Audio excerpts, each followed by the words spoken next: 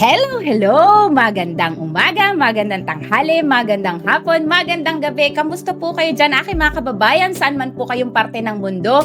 Ako po ay sobrang excited na naman sa araw na ito dahil meron po akong sobrang special guest, of course, dito sa aking podcast na Filipina Life Abroad. Ako po si Christine and welcome dito po sa aking podcast. Medyo ako po'y kabado today dahil itong akin pong guest ay bigatin. Kumbaga nga, ayan, di ba?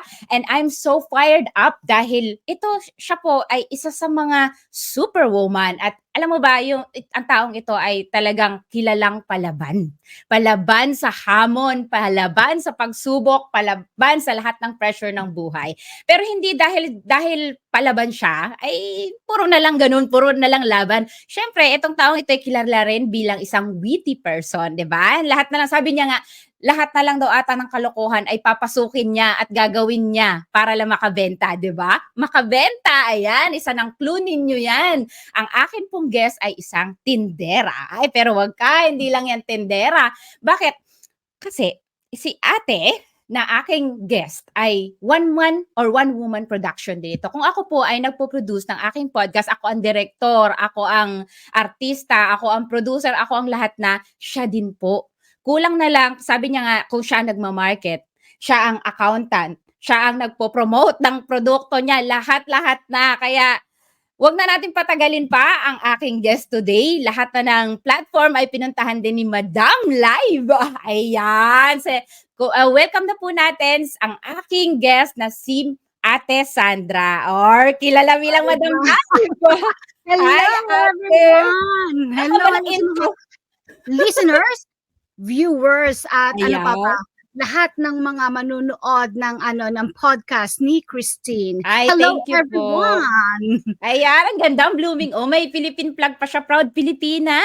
Of course, Oh, proud tayo! opo. Ayan, kahit Bagong saan tayo.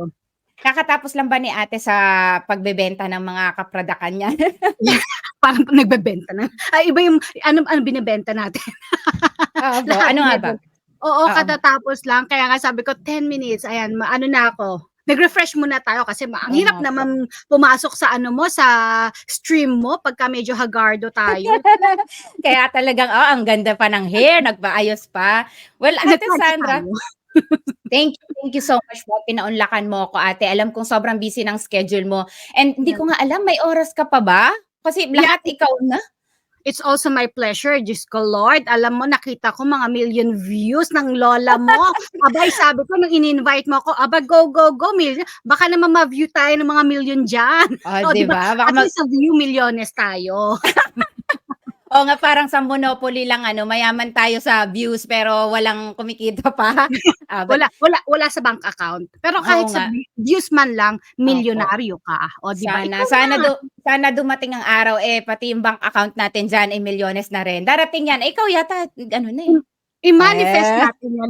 yeah, claiming, Secret. claiming. Ayun. Ate Sandra, before Oo. anything else ay, ayan, the pleasure is mine, of course. Ate, Yeah. before anything else, sa mga hindi pa po nakakakilala sa'yo, can you please introduce yourself? Saan ka po sa atin sa Pilipinas? And nasan ka na po dito sa Denmark yan? My name is Sandra, sa hindi pa nakakakilala. Oh, di ba? May ganun pa. I'm originally from Nueva Ecija. So, sa mga naganyo dyan na nanonood at manunod, hello, hello! Ayan, artistahin na ang inyong pamangkin. So, may ganun. Nanawagan ng paslupa. And, Nanawagan? lumaki ako sa Bulacan. Ayun. Tapos, nagka-experience dito sa Denmark. O, sabay ganon. I came here in Denmark in 2008 as an au pair. Ayun. And then, tawag dito. Ngayon dito ako nakatira sa Vaile. Okay. Ay, Yes. Tagalog po ba ang mga Nueva Ecija, ate? Yes, Tagalog siya, but some part is parang mga Ilocano. Pero doon ako sa part ng mga Tagalog talaga, yung Opo. malalalim. Oo, kaya pala talagang kung magsalita si ate talagang matatapang kasi Tagalog, 'di ba? Ganun po. Tagalog, diba? Ayan. May family pa po si ate sa Pilipinas. Sabi mo pamangkin, your Oo. parents, your sisters, meron po ba? Actually, I don't have any parents anymore. Medyo, ayan, Oh. medyo, ano tayo doon. Yung dad ko namatay when I was 1 year old. So, hindi ko na siya nasilayan. Sayang, di niya nasilayan ang ganda ng kanyang anak. Tsaka, Okay po. feeling ko kinakahiya niya na ako ngayon sa mga pinag- Hindi. Proud And yun. Proud siya for sure. Yeah, I think so naman. And my mom, she died when I was I think 4 years old. Meron akong mga kapatid pero mga half-half lang. So, alam mo yun, sabi ko nga dun sa dati kong interview sa podcast na, alam mo yun, iniisip pa lang ng nanay at tatay kong gawin ako is challenging na. Hindi ka pa ginagawa, may challenge na sa life. So, ayun. Hindi ako matigil sa pagtawa kasi napaka-witty mo talaga. Lahat na parang natural sa Ang taas ng energy mo kahit na gabi na dito sa Denmark. Diba? Nagtinda ka pa niyan buong araw Hindi na nagtinda, nagkargador pati. So, Ay, grabe. Kinarga mo lahat ng mga pansit canton talaga as in yung of mga course, boxes. hindi lang pansit canton, 20 kilos bigas pa, di ba? Oh my God. Akala ko yung mga afam lang natin dito ang nagbubuhat. Si Ate Sandra din pala, di ba? Ay, hindi. Ako, tayo talagang hands-on. So, sobrang hands-on. Opo. Pati, customer, binubuhat ko na sa labas. Opo. Oh, grabe. Wag naman ganun. Pag pumunta ako doon, baka buhatin mo ako. Ay, madali. Ay, ang gaan ko kasi, no? Ate Sandra, sabi mo, nung dumating ka dito sa Denmark, you were an au pair. Ang galing. Yes. Tapos, ngayon, ikaw ay isa ng may-ari ng Filipino store. Ayan, na-reveal na diba? natin at meron pang isa pang business, di ba? Yung Yes. pagmamay-ari din. Yan, later po natin, natin yan. Di-discuss natin later on. But before that, pwede mo po ba kaming i-take back to your journey from being an au pair to becoming married to a fam or foreigner and then until becoming an entrepreneur? Yes, actually, it was way back, di ba? Way back 2008 yon nung nagpunta ako dito as an au pair sa Fredericia. It's malapit lang dito sa akin. So, I took care of 2 autistic teenager that time. And it was hard, but I enjoy it. Unfortunately, hindi ako medyo sinuwerte do sa sa naging host ko kasi sila tawag dito super busy and ang day off ko is only on during Monday pero natapos ko naman yung contract and then I have to move to Norway in 2010 to 2012. And doon sa Norway, di ba? Kung saan nagpuntang ate mo, kung saan bansang lumipad. So, doon napunta ako sa Norway in 2010. Super lucky ko naman sa naging host family ko. As in, alam mo yon talagang bigay todo and yung salary ng ordinary au pair, double yung nakuha ko. And that's the reason why nakapag-ipon ako. Yes. And then, bumalik ka sa Denmark? Yeah, after 2012, yun na nga yung pinag-ipunan ko. Bumalik ako dito sa Denmark as a student. And I pay my own, di ba? Para si Miley Cyrus, I can buy myself a flower. I pay my own tuition fee. Walang tawag doon nag-sponsor or anything. Lahat ng pera na inipon ko from being au pair sa Norway. Actually, kuratsa ang ate mo. Lahat na lang pinasok ko doon sa Norway. And kasi may goals ako that time Talagang goals ko is bumalik sa Denmark and kasi naisip ko sa sarili ko, what is life after au pair? Kasi di ba punta ka ng Denmark, punta ka ng Norway, ano yung next choice mo is punta ka ng Spain. And alam naman natin lahat na hindi ganun kadali pag nagpunta ka ng Spain. So medyo nag-isip ako, sabi ko sa sarili ko, sayang naman, may utak naman ako, masipag naman ako, nagbuhat ng di ba? Nagbuhat ng sarili ko. Masipag naman ako, yon, masipag. So sabi ko, why not na mag-ipon ako for my future? Kasi pagka ito information, pagka non-EU ka, yung yung tuition fee mo is not free.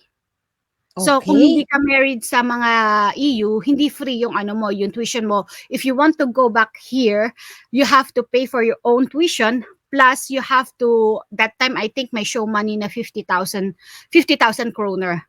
Kasi kailangan mo pakita yun sa ano sa gobyerno na ano na kaya mong pag-aralin o i-support yung sarili mo na hindi ka hihingi sa kanila. And wala akong rights na mag-work that time.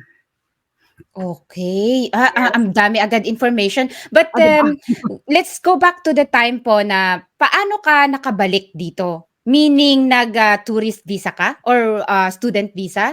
Student How is that po? visa. Okay. From Norway, kasi papunta-punta naman ako dito sa Denmark. That time nag-i-inquire ako sa mga school. And then Okay po. nagpapasa ako ng yung mga requirements ko from the Philippines, i-approve nila.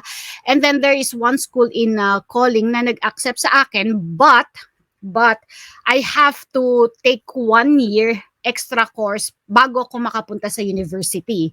And it was the Calling HOF.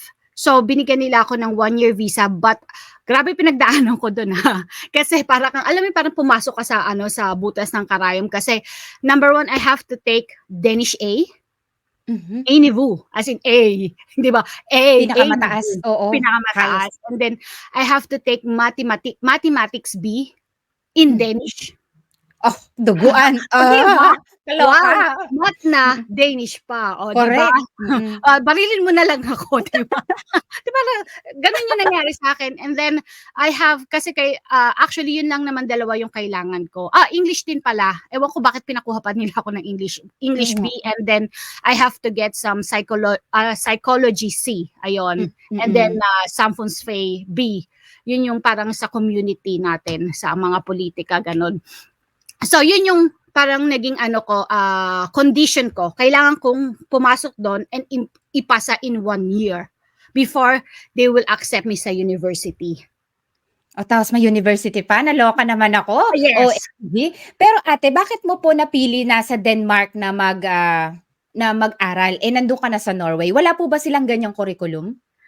Actually, yung host family ko doon, they offer me na doon na lang ako. But I don't really know na parang sa sarili ko, gusto ko sa Denmark. Parang, ewan ko, na-in love ako sa Denmark. Yes. Wala, yung Denmark ang kina-inlovean, wala ba diyang nakita sa Denmark na in love din? Actually, nung time na yun, ewan ko, parang, meron naman akong jowa dati. Hindi ito yung asawa ko, di ba? Ay, Talagang, na-reveal pa sa podcast ko. na-reveal. Nako, madami ng marites na papasok dyan. May jowa kang Danish nung time na yun? Yeah, Or, meron. pero hindi Oo. si mister mo, okay. Hindi Okay. Hindi siya. Naging jowa ko siya during my au pair time. And Opo, then opo. talaga ginowa ko kasi baka mamaya yung jusawa ko manood. Hayaan mo, siya naman ang forever after mo na ngayon, Diba? 'di ba? Ayun. Pero I think it's more like sa culture and the way the Danish people, doon ako masyadong yung parang masyado ako na in love sa country. And I really like the lifestyle and everything. So, parang yun yung pero nag-option naman ako, nagpasa ako sa Norway, nagpasa ako sa Denmark, and then I told to myself kung saan ako i-accept, yun ang destiny ko. O, di ba? May ganun pa ako. So, na-accept ako sa Denmark. Hindi ako na-accept sa Okay. Norway. Kasi parang mas mataas yata yung nila. Kasi dito sa Denmark, binigyan pa nila ako ng 1 year chance para, Opo. kasi parang gusto nilang bigyan ako talaga ng chance. Although, alam mo yung parang, shit, Danish A kagad ang kukunin ko. Alam mo yun? Oo nga. Sabi ko, paano? Pero sabi ko, fighter tayo. Kaya natin to. Correct. Yan, palaban pangarap talaga. Di ba? Totoo po. May pangarap ka. Walang walang Danish A. Go lang. Correct. Bakit may ganyang mga pangarap si Ate Sandra? Nung sa Pilipinas po ba, ate? Ano po ba ang tinapos mo? Actually, wala naman ako sa Pilipinas, mga tawag doon, hindi ako talaga nakatapos. Kasi nga, wala naman financial, kumbaga, hampas lupa nga tayo. Tapos, wala naman akong parents talaga na na tawag dito na magsusupport Talagang- sa akin. So, kumuha lang ako doon sa Pilipinas ng caregiver. Ay, hindi lang yun pero mayroon ka pa ring tinapos, 'di ba? Meron pa rin tinapos, pero hindi talaga yung, alam mo yung, meron kang black toga. Oh, di ba? May ganun pang Oo. Opo. Pero talagang may determination at saka pangarap talaga si Ate Sandra. So, Ambisyosa. oo, ayan, tingnan mo kung saan napunta. Ngayon naman, tingnan mo kung nasaan ka na. So nung pumasok ka sa university ate, ang dami mga Hmm. subject ano? Pero, ano major mo dun sa university na pinasukan mo? Business management.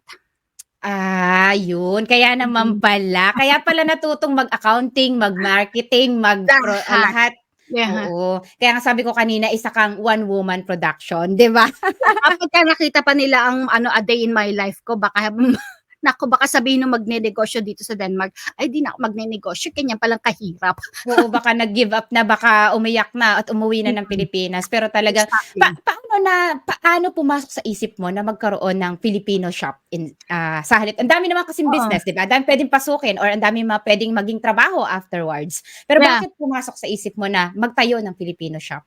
Actually hindi talaga Filipino shop ang nasa isip ko that time. Kumbaga, Mhm.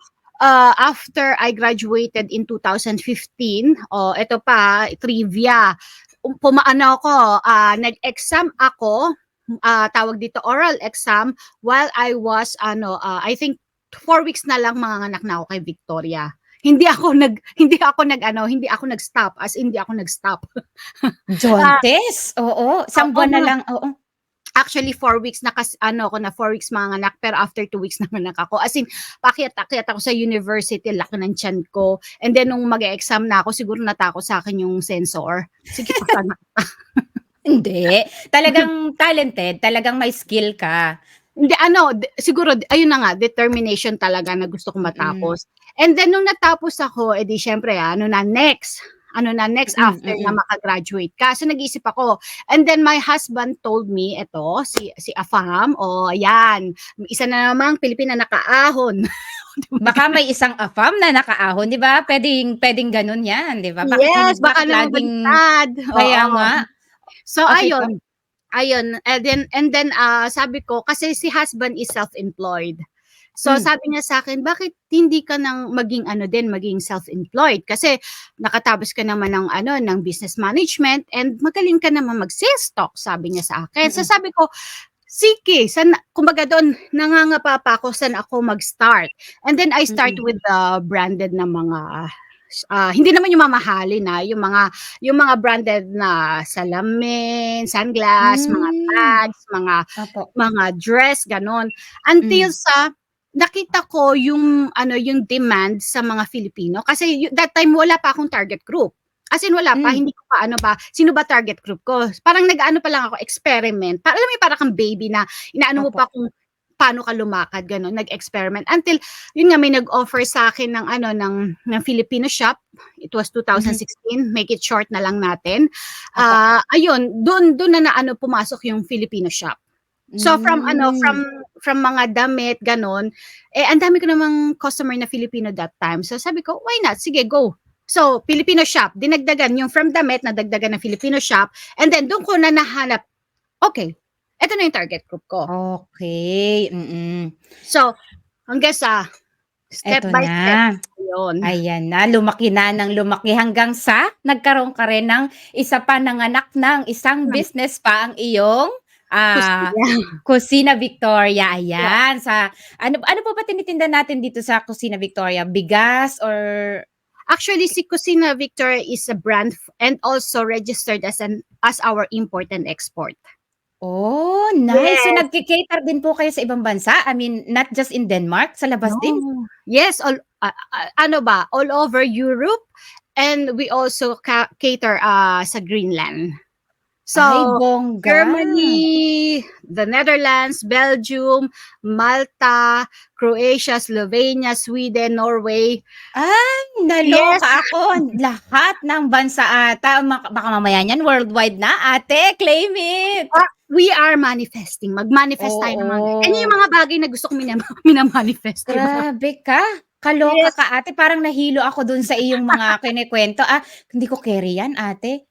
Tapos may chikiting ka pa, yung sabi mo nga buntis ka, Diyos ko po, yes, nag-aaral na, siyempre kailangan din ng asawa mo ng ano niya, ng kalinga ng mga panahon na yun. Alam mo of naman course. sila, mga Mm, quality time, ano po. Pero mm, ate, like sabi mo nga kanina, sorry to bring it up yeah, again, na wala ka mang family.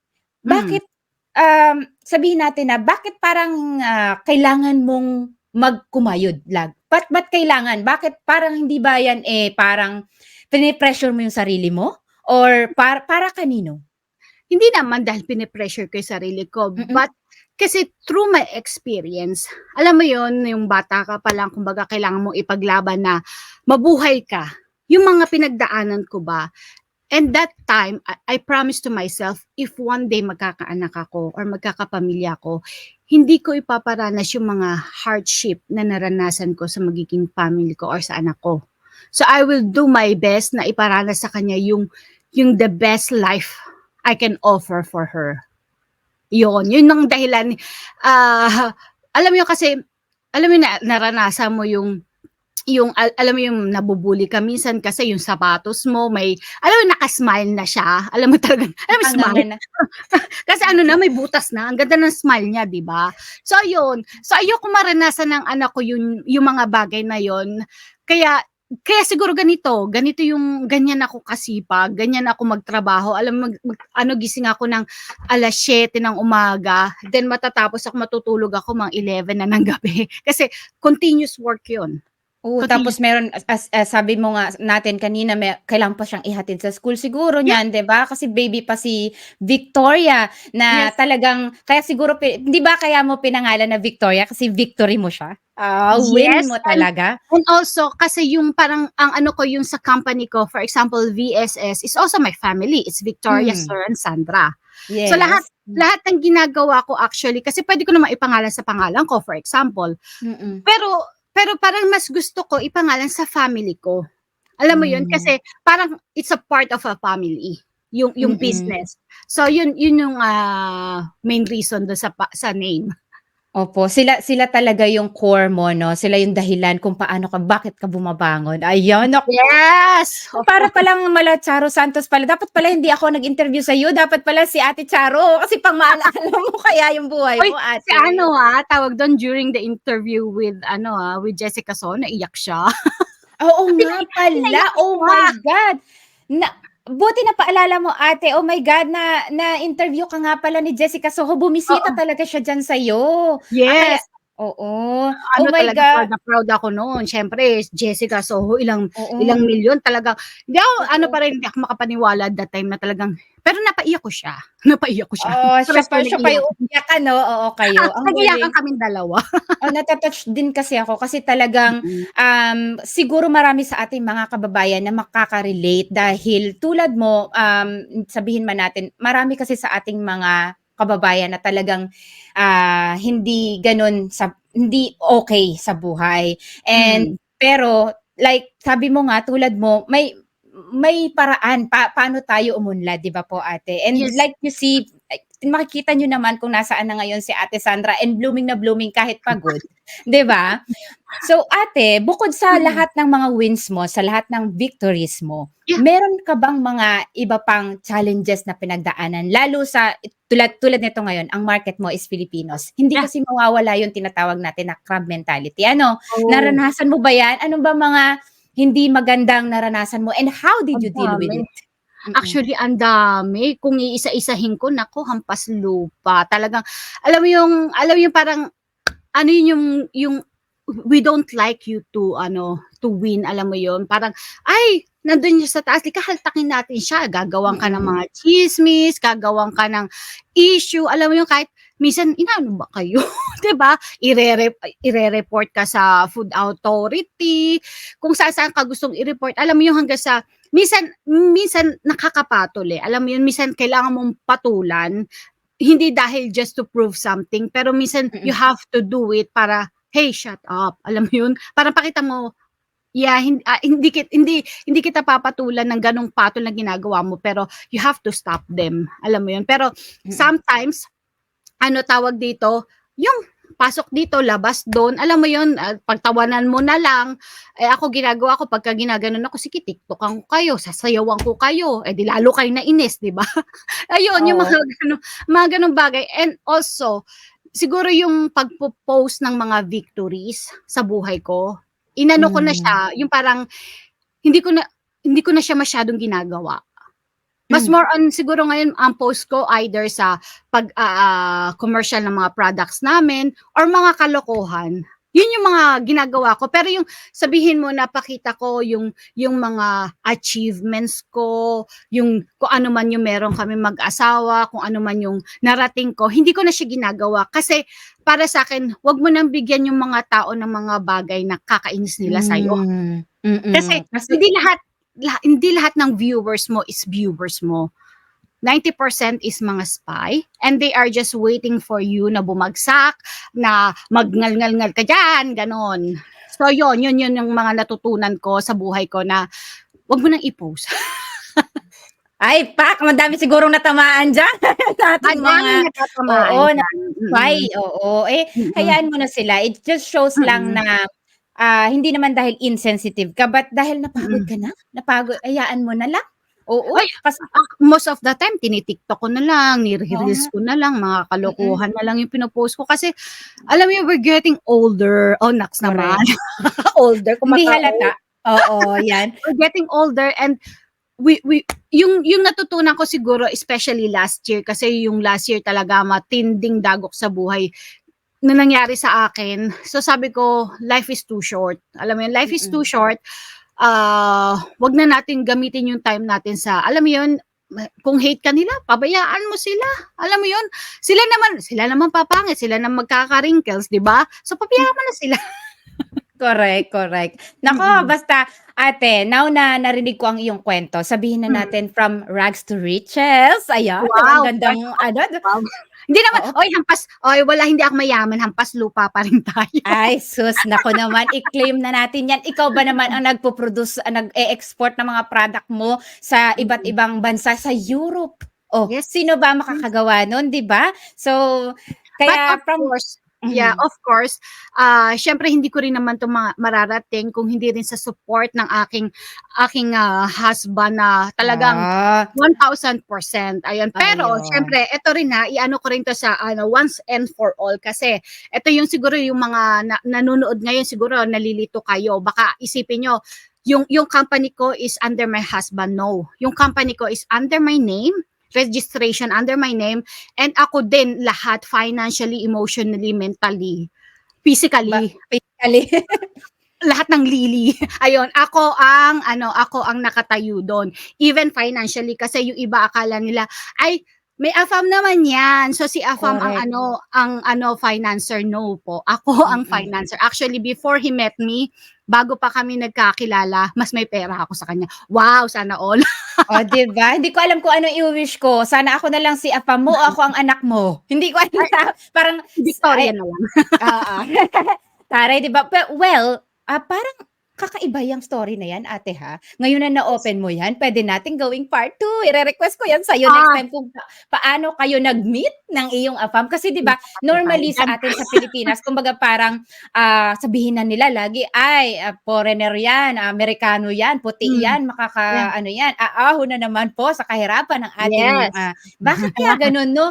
'Di ba, hindi ba puwedeng tulad mo mas mayaman si Ate Sandra kaysa sa kanyang Uy, AFAM, hindi naman 'di ako ba? mayaman.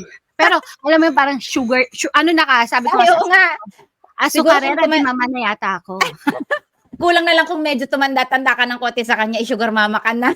Yes, sabi ko nga, "Ay Mm, naku, baliktad na ang mundo ngayon." Kaya sa mga correct. nag-iisip na pagka nagkaasawa ka ng AFAM, naku, pag-isipan niyong Oo, maigi kasi hindi lahat ng maling-mali. AFAM sa Denmark, sa iba, Opo. sa buong mundo, hindi lahat ng foreigner, mapera.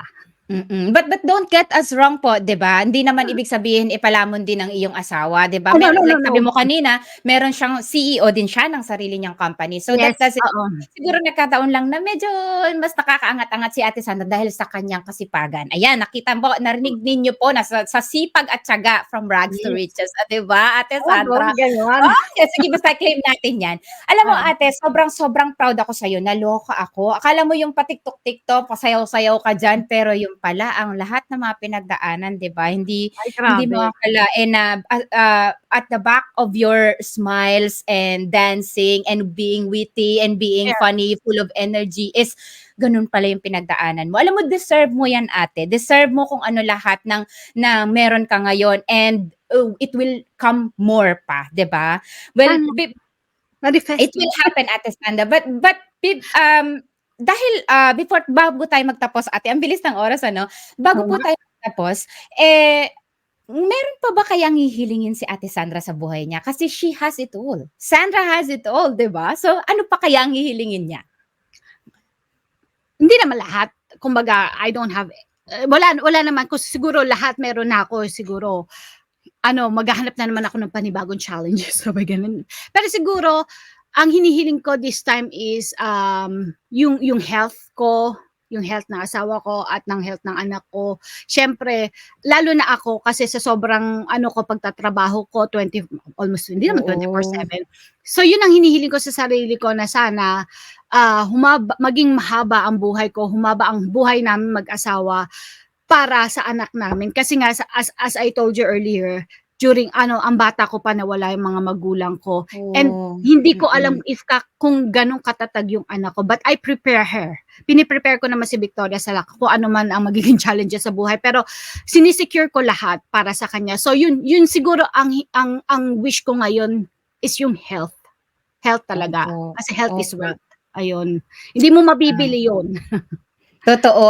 Naku, mahahaba naman talaga dahil 'di ba meron ka ring mga nagfa-fasting ka, talagang Yes. conscious na conscious ka din sa iyong mga health, something na Oo. 'yan, sa Yes. nagra-run. Ay, ano ba 'yan, may time ka ba? Ilan ba, 25 ba ang hours mo? Ilan ba, kami 24 lang. Hindi time management actually, pagka sa umaga and gabi, yun yung time ko na nag-exercise and ang laki nakatulong yung aso namin, ha. Oh. Kahit ini-stress ako niya nung unang panahon, nakatulong siya ngayon kasi as in talagang everyday, 2 times a day nagwo-walking kami. So yun yung exercise namin and also Oh. bonding na rin. Oo, nakaka-refresh din kasi ng utak kapag Yes. nagwo-walk ka dito and then Yeah. the nature and everything. Ay, bonggang-bongga. Ayan, kaya Yes. naman pala na-in-love ka sa Denmark dahil talagang everything is nakakalakad ka, nare-refresh ka. Kahit na ganun ka-hectic ang schedule, talagang maganda pa rin ang mga facilities, yun nga sa Yes. education and Yeah. everywhere. Oh my God, ate, kulang na kulang ang 30 minutes sa lahat ng mga gusto ko pang itanong sa'yo. And aside from that is, naiintriga ako kung paano kayo nagka-meet ng iyong Aba, may part 2 na yan. I-request nyo. Kailangan i-request ng mga viewers yan. Part 2. Paano kami nagkakilala ni Afam? Yes, Ay, correct. napaka-controversial. Ay, naku, Kung yan, gusto ko controversial ang mawag buhay yan. ko, mas controversial ang ang meeting namin, meet and greet namin ni Afam. Talaga ba? Naku, bakit? Paano sa party ba or sa dating app? Sabihin, sige, wag na. Wala. Secret mo na yan. For now is dito muna tayo nakatutok sa career. So, Yeah. Ate Sandra, before anything else, bago tayo magtapos, can you please give some motivational words para sa ating mga kababayan na tulad mo na halimbawa nangangarap din na kumbaga, lalo ikaw sa probinsya ka lumaki, 'di ba? Sa Nueva Ecija, ganyan. Mga batang Sandra, 'di ba? Pag nakita nila si Miss Sandra ngayon, oh my God, gusto ko 'tong maging inspiration. What can you say to motivate them para maging isang tulad mo at magtagumpay din sa buhay? Siguro isang bagay lang. Kung meron kayong mga bagay or your dreams, goals, or anything, gawin nyo. Kasi madami yung natatakot, what if. Pero again, what if hindi mo ginawa? What if di mo sinubukan? Life is too short. So kung may mga gusto kang gawin sa buhay mo, may mga goals ka, may mga dreams ka, go for it. Mahirap. Walang bagay na madali. Kahit anong trabaho, kahit anong goals, kahit anong dreams, lahat yan. It will take you months, years, or decade to achieve it. Walang one day ka na kagad, successful ka. So go for it. Kasi hindi mo malalaman kung magsasucceed ka kung puro nasa utak mo lang yan, di ba? And be patient, be consistent. Yun. Ayun naman. Oh my God, nakaka-motivate. Sana nung maliit ako nakita na kita, Ate Sandra, para ako ma-motivate at masabi ko sa sarili ko one day magiging kagaya din ako ni Sandra, 'di ba? 'Di ba? Tare. Well, Ate Sandra, sana all talaga mapapasana all ka. Maraming salamat po sa time mo, Ate Sandra. Alam mo, before we go, can you please tell our viewers kung saan ka po nila matatagpuan, saan i-promote mo po ang iyong shops, kung ano ba yung mga tinitinda mo dyan? Ating magandang tindera. Kaya just tell us your handles. Yeah, go. Nako, mahanap nyo ako kung kahit saan kayo magpunta. Mahanap nyo ako, especially sa social media. Ay, nako. We have our website. It's www.shop-vss.tk. You can also find us on Facebook, Shop VSS. You can find us in Instagram, Shop VSS. You can find us in TikTok, Madam Live. Ayan. Ako yung sumasayaw na tindera na hinahagisan ng 20 kilos na bigas. Oh, kaya nyo yan. Oo nga, no? Bakit, di ba sa TikTok dapat ang hinahagis, mga dollars, mga stars, mga kung ano-ano ba yun? Ikaw, bigas. Bigas. Nakakampas lupa tayo. Wala tayong dollars na pang ganun eh. Bigas lang. May pang ganun akong bigas, di ba? Ang tawa ko, walang ya. Okay, Sandra, thank you so much sa time mo. Sobra ako nag-enjoy and hindi sapat ang 30 minutes sa pagkukwentuhan natin. Request mo na ang part 2. Opo, ayan ako. Nakakilala si Afam.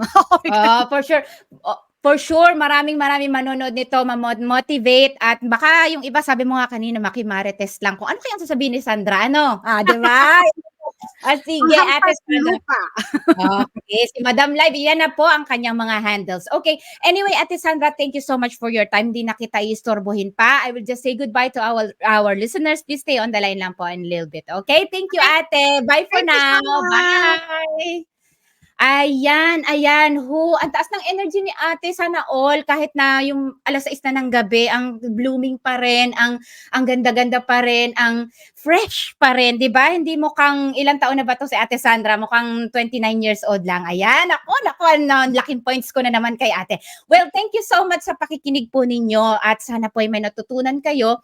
And you see naman si Ate Sandra talagang, akala mo lang, 'di ba, yung mga tao na punong-puno ng smiles, nung punong-puno ng energy, lahat ng positive vibes lang na gusto niyang iparating sa atin ay at the back of it pala ay meron din siyang mga sabi niya nga hindi magandang childhood, but you see naman talagang tama yung sinabi ko kanina, palaban, fire. Yes, isang superwoman na naman po ang aking na-interview today. Maraming salamat po sa inyong pakikinig at kung gusto niyo pa pong makarinig ng ganitong mga klaseng podcast tungkol sa buhay naming mga Pilipina dito sa Denmark, sa Europe, sa abroad, just stay tuned lamang po sa aking podcast. You can find us on TikTok, on Instagram, on YouTube channel of course, and on Facebook. Maraming salamat po sa pag-tune in ninyo. And until next time, have a nice day. Bye!